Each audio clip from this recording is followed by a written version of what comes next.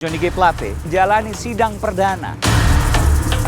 Saya mendapat informasi mobil ini yang digunakan nanti untuk membawa Johnny G. Plate untuk menuju Pengadilan Negeri Jakarta Pusat untuk disidangkan.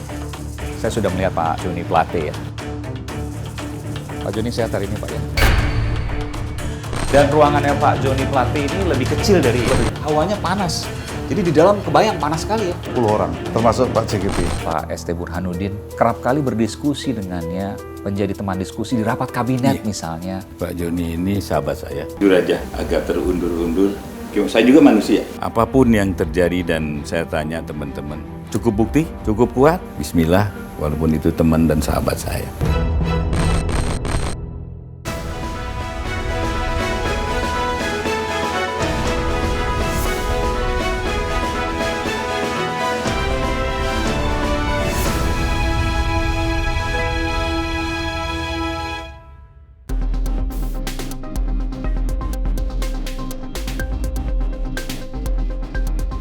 Triliunan rupiah negara merugi dari kasus mega korupsi BTS 4G.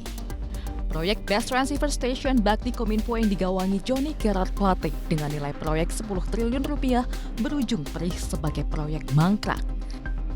Bahkan negara harus menelan kerugian keuangan dan perekonomian sebesar 8 triliun rupiah. Babak baru perkara rasuah proyek BTS 4G di wilayah terpencil, terluar, dan tertinggal Kominfo telah masuk persidangan. Dalam dakwaan, jaksa penuntut umum merinci total uang yang diterima Johnny Gerard Plate sebesar 10 miliar rupiah. Uang itu dicicil 500 juta per bulan sebanyak 20 kali dari Maret 2021 hingga Oktober 2022. Uang tersebut berasal dari perusahaan konsorsium penyedia jasa pekerjaan penyediaan infrastruktur BTS 4G dan infrastruktur pendukung. Terdakwa Johnny Gerard Plate pada waktu dan tanggal yang tidak dapat ditentukan antara bulan Januari-Februari 2021 meminta uang kepada Anang Ahmad Latif sebesar 500 juta rupiah per bulan yang terrealisasi dari bulan Maret 2021 sampai dengan Oktober 2022. Saya mengerti yang mulia, tetapi saya tidak melakukan apa yang didakwakan. Soal melakukan, tidak melakukan nantilah. Nanti saya akan buktikan. 8 orang ditetapkan tersangka oleh Kejaksaan Agung. Mereka adalah Menkominfo nonaktif Johnny Gerard Plate yang memiliki peran mengatur dan menunjuk langsung perusahaan pemasok power system kelistrikan proyek BTS 4G. Direktur Utama Aksesibilitas Telekomunikasi dan Informasi Bakti Kominfo Anang Ahmad Latif, Dirut PT Mora Telematika Indonesia Galumbang Menak Simanjuntak, tenaga ahli Human Development UI 2020 Yohan Suryanto.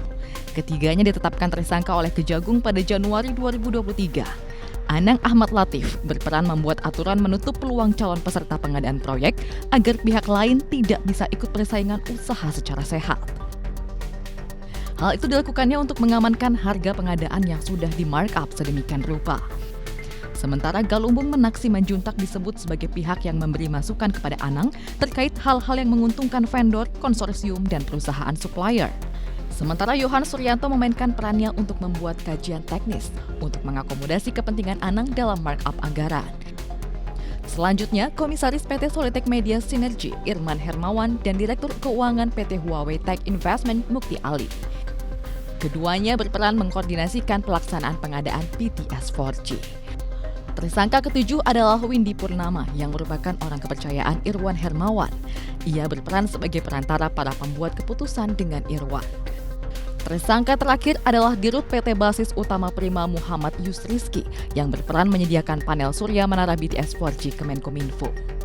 Kejaksaan Agung masih melakukan pendalaman dan melibatkan PPATK untuk menelusuri aliran dana mega korupsi tersebut. Dari Jakarta, Tim Liputan iNews melaporkan.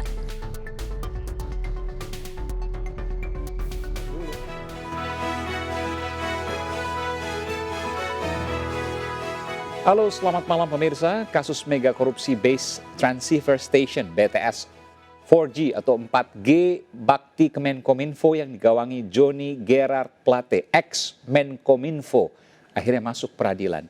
Di saat negara pontang-panting mengurus pandemi, negara justru harus merugi 8,32 triliun rupiah akibat perkara rasuah Johnny.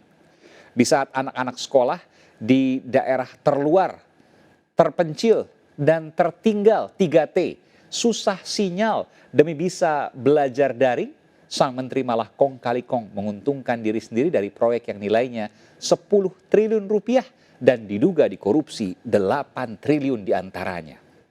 Joni Plate berjanji membuka mufakat jahat kasus mega korupsi BTS 4G atau 4G.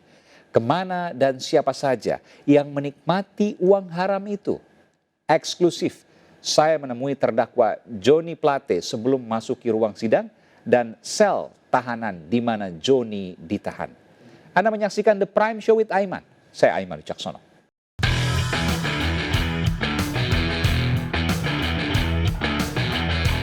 Pemirsa, saya berada di depan Kejaksaan Negeri Jakarta Selatan dan disinilah ex-Menteri Komunikasi dan Informatika Johnny Gerald Plate, Johnny G. Plate, ditahan untuk kemudian menjalani sidang perdana.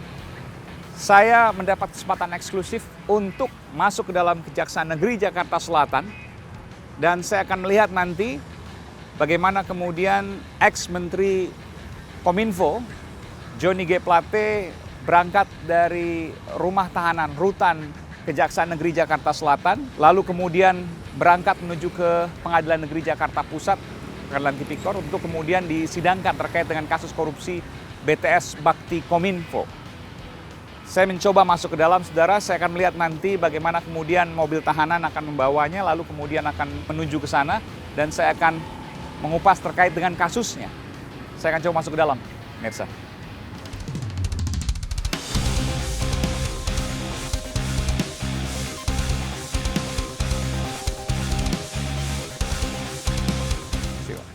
Dan ini juga nanti merupakan mobil tahanan, ada 2 ini ya. Saya mendapat informasi mobil ini yang digunakan nanti untuk membawa ex-Menteri Kominfo, Johnny G. Plate, untuk menuju ke Pengadilan Negeri Jakarta Pusat untuk disidangkan.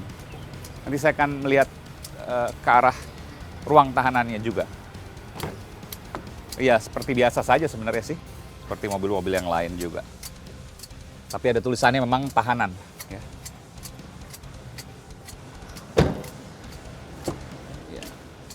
Ini ya, tidak ada menghalang ya. Memang berbeda dengan mobil tahanan yang di sebelah sana karena ada penghalang antara petugas dengan tahanan.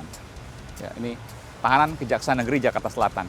Ini memang digunakan untuk tahanan-tahanan yang memang bukan ya satu orang mungkin ya. Kalau di sana untuk beberapa tahanan dan kasusnya memang berbeda. Ini sudah disiapkan, mobil di sana juga sudah disiapkan.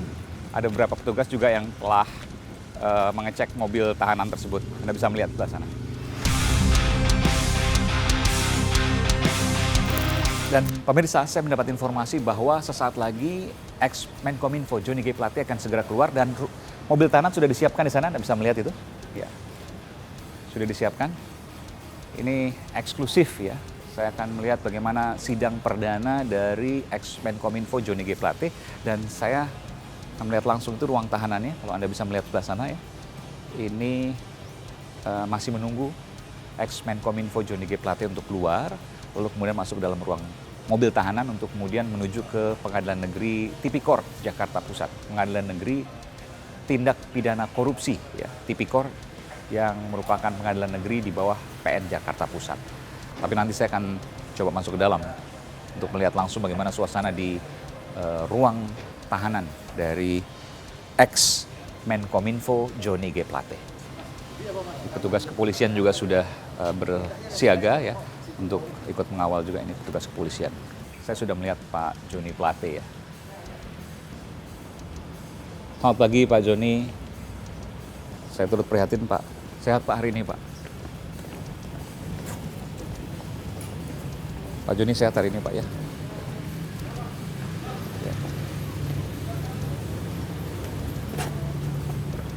Sekali lagi turut prihatin ya Pak. Ya.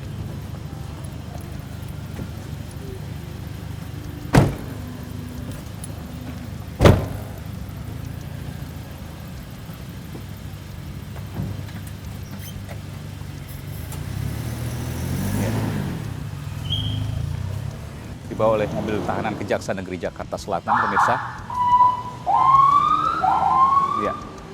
dengan pengawalan di depan dan tidak menjawab pertanyaan saya, padahal saya bertanya bukan kasusnya tapi terkait dengan ya kondisi kesehatan dan lain sebagainya. Hawanya panas, jadi di dalam kebayang panas sekali ya. Ya, inilah yang menolong supaya di dalam tidak terlalu lembab dan tidak terlalu panas.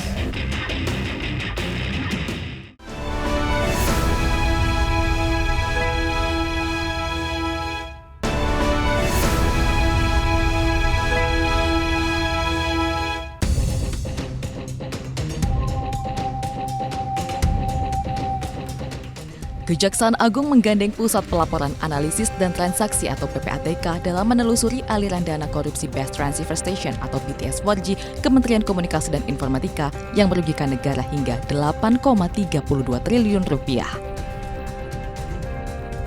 Isu aliran dana korupsi BTS 4G mengalir hingga ke partai politik sempat ramai menyeruak.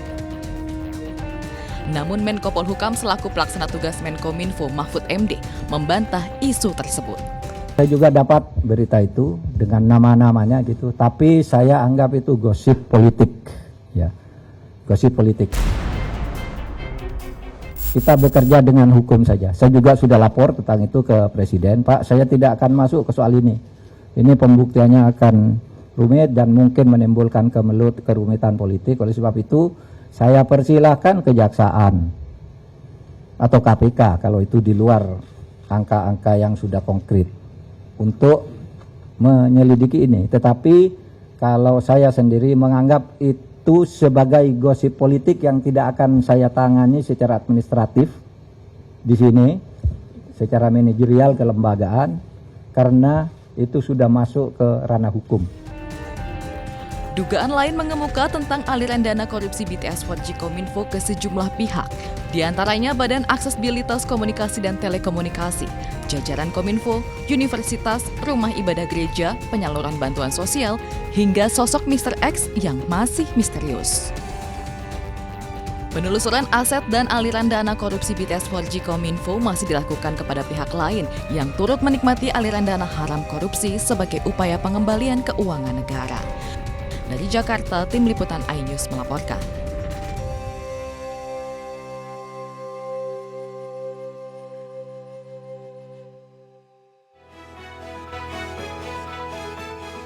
Pemirsa, Johnny Gerard Plate ditahan bersama dengan 9 tahanan kasus lainnya di Rutan Kejaksaan Negeri Jakarta Selatan.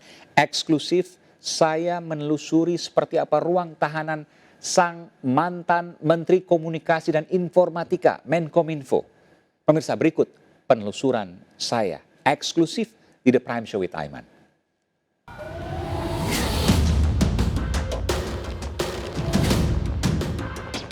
Dan pemirsa, saya ingin menunjukkan pada Anda bagaimana ruang tahanan dari ex-Menkominfo Johnny G. Plate. Saya ingin menggambarkan bagaimana kemudian ia ditahan selama beberapa hari terakhir ini di ruang tahanan yang berada di lingkungan Kejaksaan Negeri Jakarta Selatan. Saya akan temui pimpinan di sini, Pak Syarif Sulaiman Nahdi, Kepala Kejaksaan Negeri Jakarta Selatan. Dan izin Pak, terima kasih setelah menerima saya di sini. Ini adalah ruang tahanan Kejaksaan Negeri Jakarta Selatan. Ya, aksesnya. Jadi untuk ruangannya memang kami rahasia, tidak boleh diliput, tapi aksesnya, ini hanya aksesnya masuk ke sana. Saya ingin menunjukkan pada Anda pemirsa bahwa betul ya Pak Johnny Plate, ex-Menkominfo, ini ditahan tidak sendirian, bukan di ruangan khusus dan lain sebagainya. Saya boleh melihat nanti? Ya, boleh. Jadi kapasitas di kami ini untuk saat ini ini yang ada di dalam adalah 10 orang. 10 rame-rame. Termasuk Pak Johnny? Termasuk Pak JGP. Ya, oke, Pak JGP ya. Ya, tidak ada fasilitas khusus.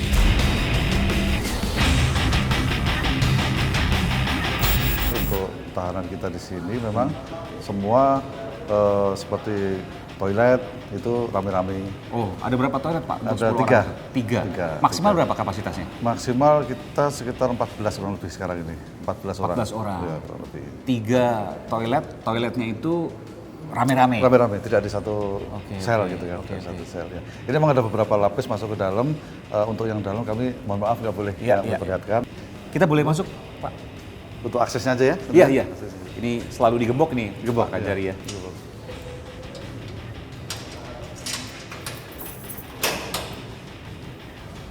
Silakan. Kita masuk ke dalam pemirsa eksklusif di The Prime Show with Taiman. Jadi memang sini barang bukti. Ya, ini barang bukti. Jadi memang ini untuk lapis pertama. Iya. Nanti ada lapis kedua, ada lapis ketiga.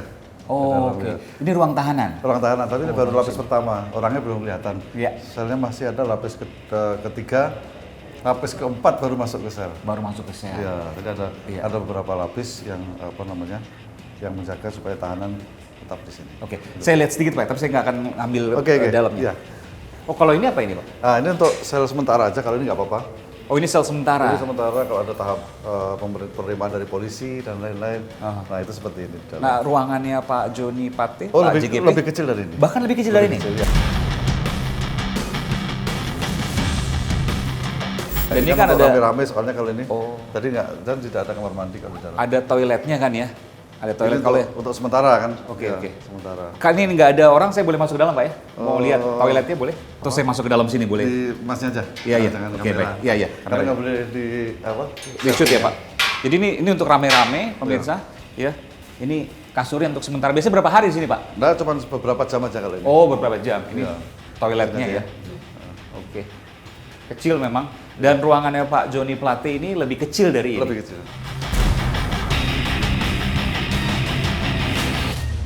Ini ruangannya di sini Pak? Ya, Ruang ruangannya tahanan, adalah di balik ini semua. Wah, ini panas sekali. Ini Ya. apa ini? Ini adalah exhaust untuk mengeluarkan hawa panas dari Oh, oke. dari Ini hangat dari loh. blok sel sana. Iya.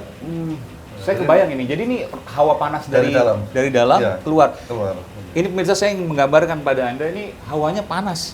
Jadi di dalam kebayang panas sekali ya. Ya, inilah menolong supaya di dalam tidak terlalu lembab dan tidak terlalu panas. Gitu kan. Mudah-mudahan nggak mati lampu. Tapi ada genset Pak ya? Ada genset. AC tidak ada pasti Tidak ada. karena saya merasakan Sama ini sekali. hawanya ya mungkin sekitar 35 derajat Iya, ini.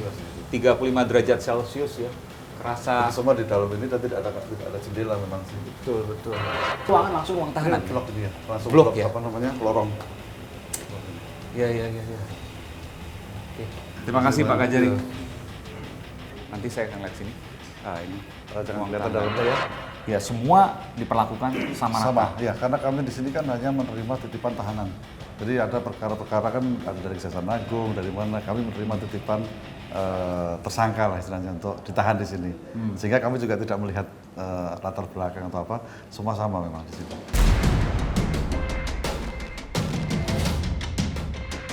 Ini hanya titipan karena kasusnya kan ada di Kejaksaan Iya, Agung. hanya titipan, semua sama. Nanti setelah selesai baru kita pindah ke Ya. Kesehatan juga dokter dan ada sebagainya. 24 jam kami. 24 jam. Jadi kalau ada sesuatu 24 jam kami siap sedia ada dokter kejaksaan. Jadi walaupun sama rata, tapi hak Diperhatikan asasi semuanya. diperhatikan. Semuanya diperhatikan. Hak dasar semua diperhatikan di sini. Dan ini merupakan perlakuan yang sama di mata hukum, ya, equality before the law. Mau siapapun dia, tempatnya sama. Dan tidak ada perlakuan khusus. Tidak ada. Baik.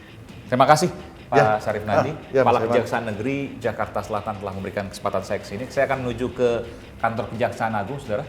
Saya akan mewawancari juga secara eksklusif terkait dengan kasus ini dengan Jaksa Agung Pak ST Burhanuddin. Ikuti saya eksklusif di The Prime Show with Taiman. Terima kasih Pak Oke, Kajari. terima kasih. Jadi kalau di luaran sana dikatakan bahwa ini kaitan ke politik dan lain sebagainya, tidak pernah ada itu. Bapak jamin itu?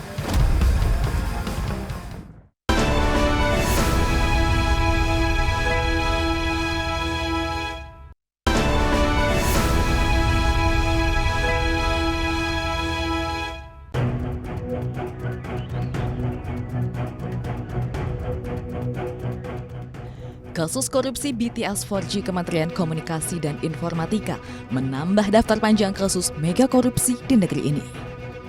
Sepanjang tahun 2022, Kejaksaan Agung menangani sejumlah perkara mega korupsi yang merugikan negara lebih dari 114 triliun rupiah.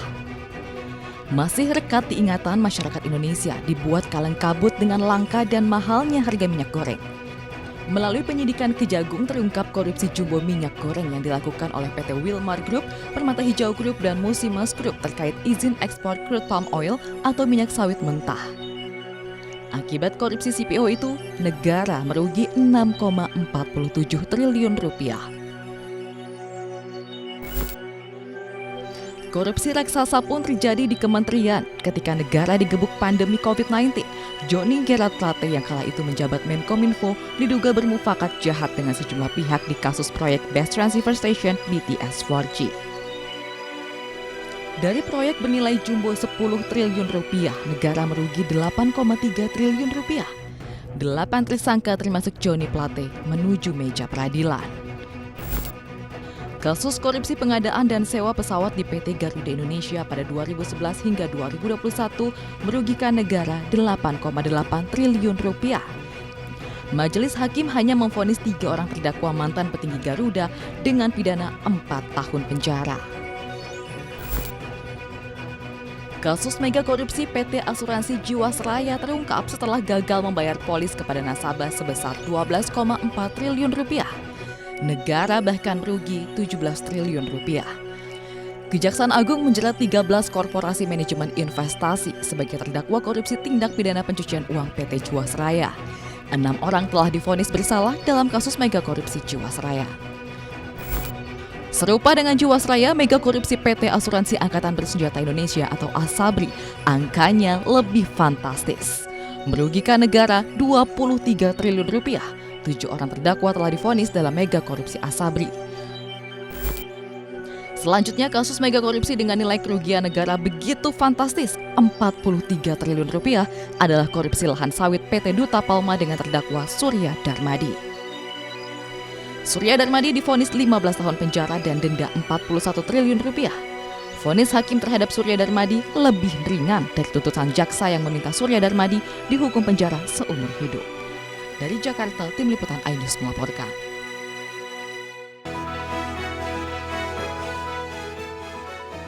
Tidak butuh waktu lama bagi Kejaksaan Agung membawa Johnny Plate untuk diadili.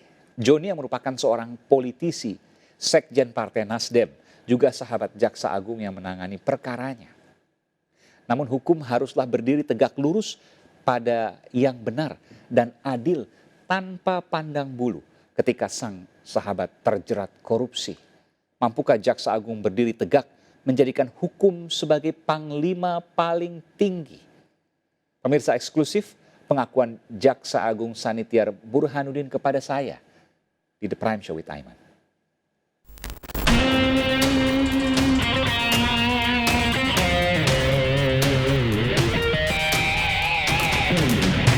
Pemirsa, saya berada di Gedung Kejaksaan Agung Republik Indonesia dan ini adalah gedung yang baru yang sebelumnya kita tahu ini sempat kebakaran lalu kemudian dibangun kembali. Dan di gedung ini saya akan mewawancarai Jaksa Agung Republik Indonesia Sanitiar Burhanuddin.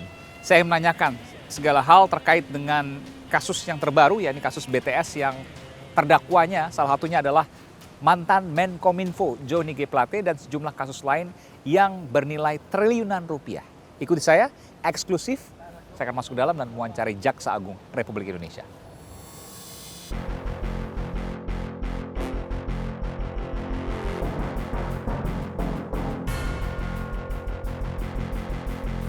Wah, Pak JA, apa kabar? Sehat selalu Pak JA. Ayo Mas. Ini Masuk, beda. Mas. Iya. Ini saya baru pertama kali eksklusif pemirsa di sini karena sebelumnya di gedung sementara, gedung darurat. Sekarang sudah di gedung baru dan saya pertama kali kemudian berkunjung ke sini. Izin Pak Jaya ya. Monggo Ini Mas. saya takjub juga nih ke ruangannya. Apa kabar Pak Jaya? Waduh, siap. Ini jadi selamat datang, intinya selamat datang Iya. gedung baru saya. Terima kasih Pak Jaya. Ini Gitu. Jaksa Agung Republik Indonesia Sanitiar Burhanuddin. Pak Jaya sehat selalu. Alhamdulillah selalu. Ini baru benar-benar ruang Jaksa Agung. Kalau kemarin itu kecil kan karena ruang darurat. Ya. Setelah terbakar. Sekarang setelah dibangun yang baru, saya baru pertama kali kesini nih. Iya, betul. Dan Belum pernah dimasuki oleh wartawan? belum. Eksklusif pemirsa. Terima kasih Pak Ayo, Jaya. ayo masuk. Iya.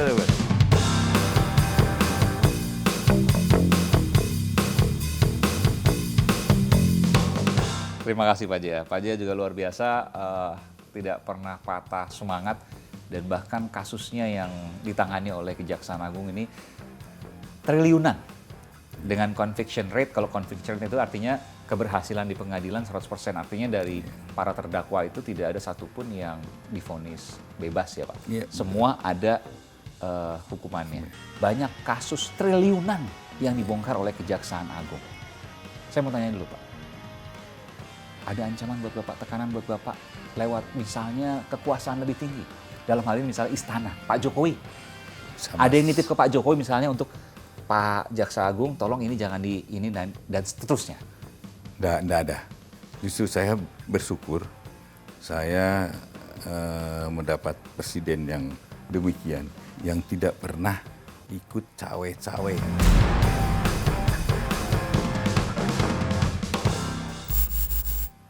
Urusan Melakukan hukum ini. intervensi masalah hukum.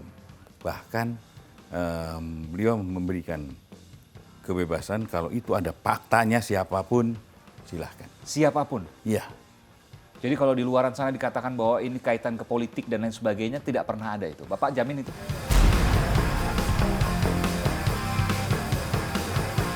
Menjamin. Tidak ada. Saya kan pelakunya di sini. Saya katakan tidak ada. Tidak ada politik-politikan.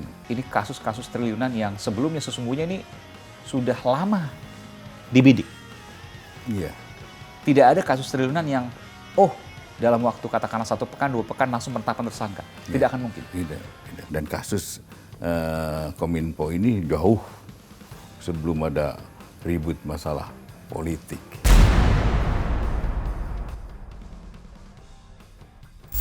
Ini menarik Pak. Kasus Kominfo ini jauh diteliti, jauh diselidiki oleh pihak Kejaksaan Agung, jauh dari sebelum riuh-riuh politik ini. Iya, 1 tahunan lah kira-kira. Setahunan, dari hari ini kurang lebih? Iya. Oke. Jadi memang enggak terus tiba-tiba muncul karena ada sesuatu hal.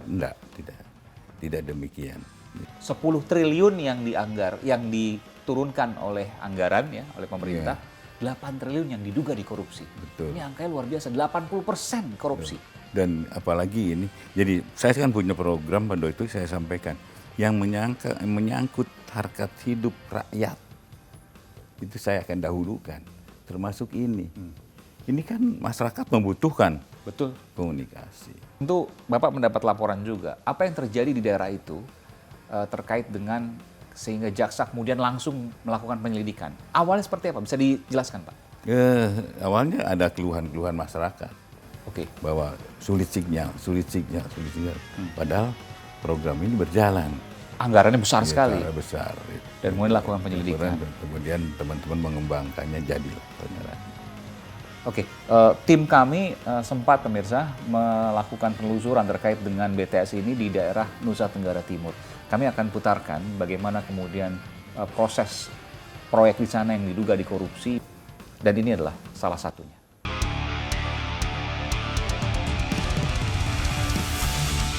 Kita sudah memasuki Desa Mangkaruli, jalan masih bebatuan, tidak beraspal, dan hanya bisa dilalui oleh 1 mobil. Saat ini kita sedang berada di lokasi di mana BTS yang diinformasikan oleh warga baru dibangun 3 bulan lalu di tempat ini, yang program dari Kominfo membangun BTS di Desa Wangkarweli, Kecamatan Lambalita Timur, Kabupaten Manggarai Timur, Provinsi Nusa Tenggara Timur ini saat ini sedang berlangsung pembangunannya yang dikategorikan mangkrak.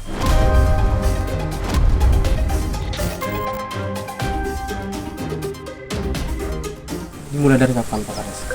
Ini sebenarnya proyek sudah mulai sejak tahun 2021 dan pertengahan 2021 mulainya, namun pelaksananya baru bulan Februari 2023 baru berjalan lancar. Sedangkan tahun-tahun sebelumnya itu rupanya mangkrak karena material sebelumnya itu diangkut kembali oleh kereta CPM 1.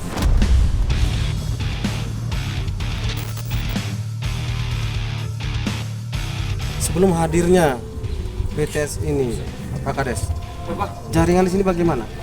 Setelah hadirnya tower yang ada di desa ini, mungkin hampir setiap hari itu ada gangguan jaringan. Jadi lancar atau tidak? Tidak lancar.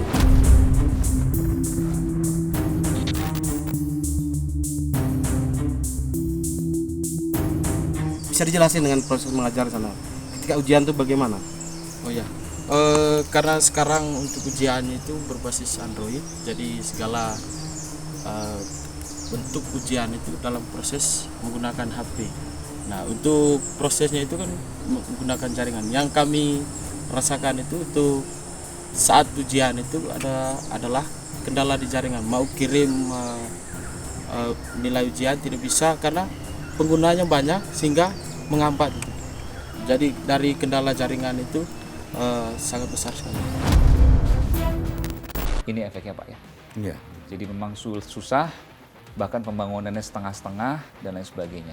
Kalau dikatakan korupsi BTS ini bisa menjerat lintas partai, apakah benar kan seperti itu? Apa yang menjadi sikap kejaksaan? Kami belum ke sana. Tapi untuk sementara kan kita udah dilimpahkan ke pengadilan. Nanti lihat aja lah di pengadilan bagaimana dan mengapanya. Dan Kejaksaan Agung independen dalam mengusut kasus ini? Saya pastikan.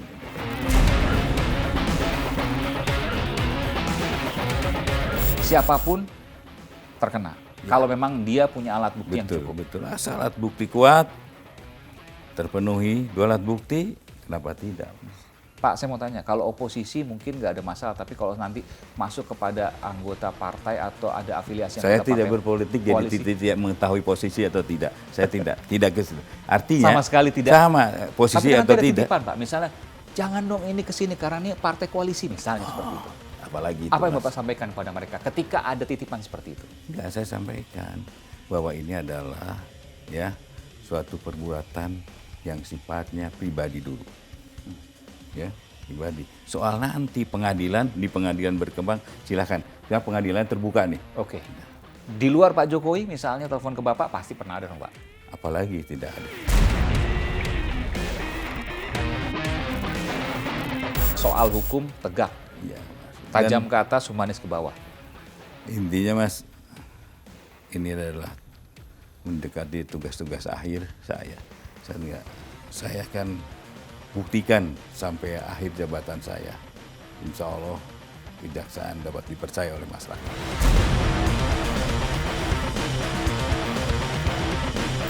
Saya membayangkan misalnya memang menteri yang selevel dengan Bapak. Selevel dengan Bapak dalam kabinet, punya bintang 4 juga karena bawahan presiden langsung. Bahkan kalau JGP Pak Joni Plate itu kita tahu bahwa selain juga ia petinggi partai, sekjen partai Nasdem, juga ia adalah seorang konglomerat. Tapi diperlakukan sama seperti yang lain. Semua sama di mata hukum. Betul. Apa yang Bapak mau sampaikan soal ini? Ya. Begini, sejak awal waktu Pak Joni itu keluar dari Pinsus, itu udah ada yang protes. Borgol. Seorang menteri diperlakukan.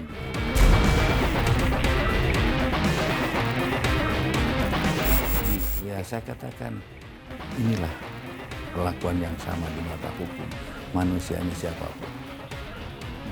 Kemudian di dalam proses demikian juga teman-teman Pak, adanya ruang tahanan itu ya itulah bersama-sama. Dengan apa? Dengan sama-sama orang yang melakukan perbuatan pidana juga di situ. Walaupun ini masih dalam proses, tapi yang pasti bahwa hasil penyidikan ini terbukti. Hasil penyelidikan ya, kemudian ditahan, ya kita perlakukan sama.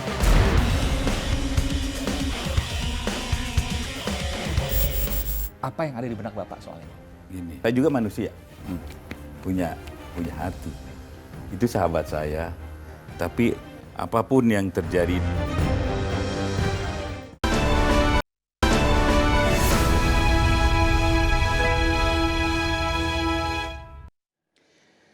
Pemirsa, korupsi adalah ironi negeri yang sedikit banyak nilainya selalu mendatangkan perih dan juga lirih. Ratusan triliun uang rakyat dirampok akibat berderet kasus mega korupsi. Mulai dari Asabri, Jiwasraya, Garuda Indonesia, hingga minyak goreng. Sekali lagi yang jadi korban adalah kita semua, rakyat Indonesia. Di tangan Kejaksaan Agung berderet kasus mega korupsi triliunan rupiah ditangani. Ada yang masih dalam tahap penyidikan, ada pula yang sudah sampai di peradilan dan Ada pula yang bahkan sudah divonis.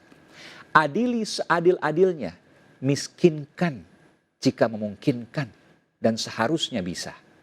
Pemirsa, saya Aiman Wicaksono, pamit undur diri, sampai jumpa pekan depan. Saya juga pernah membayangkan Pak Jaksa Agung, Pak ST Burhanuddin, tentu kerap kali berdiskusi dengannya, menjadi teman diskusi di rapat kabinet misalnya, lalu kemudian melihat Pak Joni Plate tiba-tiba jadi pesakitan.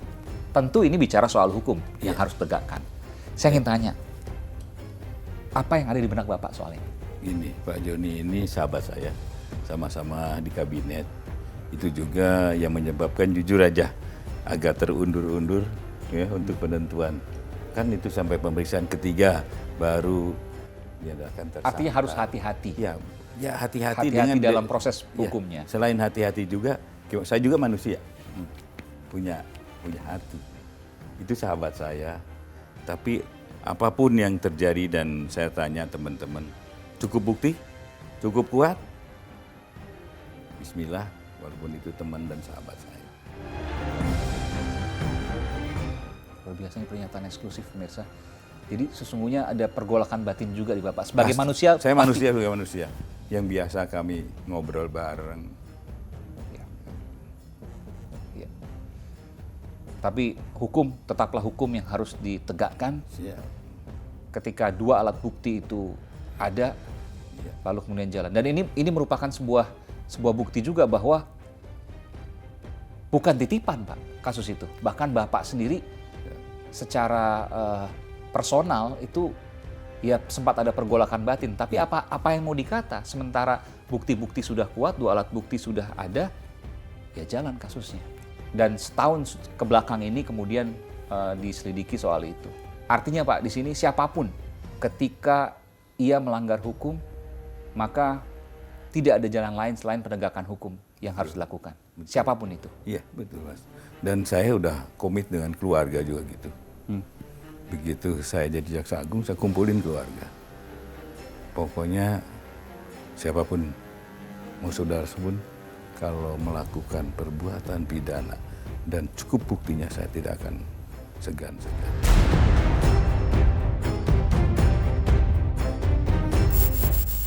Bapak kumpulkan keluarga? Iya. Keluarga inti atau keluarga? Keluarga inti, kakak beradik saya. Oke. Itu konsekuensi saya gitu. Dan saya ingin mengabdi, ya, menyelesaikan tugas ini, dan saya ingin kembalikan marwah kejaksaan. Dan alhamdulillah sekarang sudah mulai naik, dimulai kepercayaan yang 5, berapa begitu terus naik. Dan sekarang bersyukur paling tinggi Pak dari semua penegakan hukum. Semoga saya dapat pertahankan ini sampai akhir jabatan saya. Demikian juga nanti kasus-kasus yang lain juga Pak. Iya. Dan sudah dari awal juga sudah. Dan cuma dari awal inilah keuntungan saya tidak punya teman yang pengusaha, ya. Soal dari mulai Asabri itu kan banyak pengusaha-pengusaha. Iya. Pengusaha besar semua itu Pak. Pengusaha besar, kemudian di minyak. Karena sahabat teman saya pengusaha nggak ada, ya saya bersyukur tanpa beban saya. Mungkin kalau ada pengusaha pernah, ya namanya manusia pasti ada tolong menolong, tapi alhamdulillah kita jalan terus. Tetap jalan terus. Ya. Jadi panglimanya hukum. Bukan bahkan hati pun harus dikalahkan dengan panglima hukum. Teman harus dikalahkan. Anggota juga harus dikalahkan. Hukum adalah yang tertinggi. Itu yang dijaga. Terima kasih Pak Jaksa Agung, Pak Sanitiar Burhanuddin, yang tadi juga saya juga kaget juga ketika pertama kali jadi Jaksa Agung yang dikumpulkan keluarga, kakak, adik, dan lain sebagainya, untuk kemudian disampaikan, jika ada kasus, maka saya tidak akan menolong. Jika ada kasus, maka hukum yang akan berjalan. Terima kasih Pak Jaksa Agung, Pak Sanitiar Burhanuddin. Sehat dan berkah selalu. Siap. Terima kasih. Salam keluarga. Salam keluarga juga Pak. Assalamualaikum warahmatullahi wabarakatuh.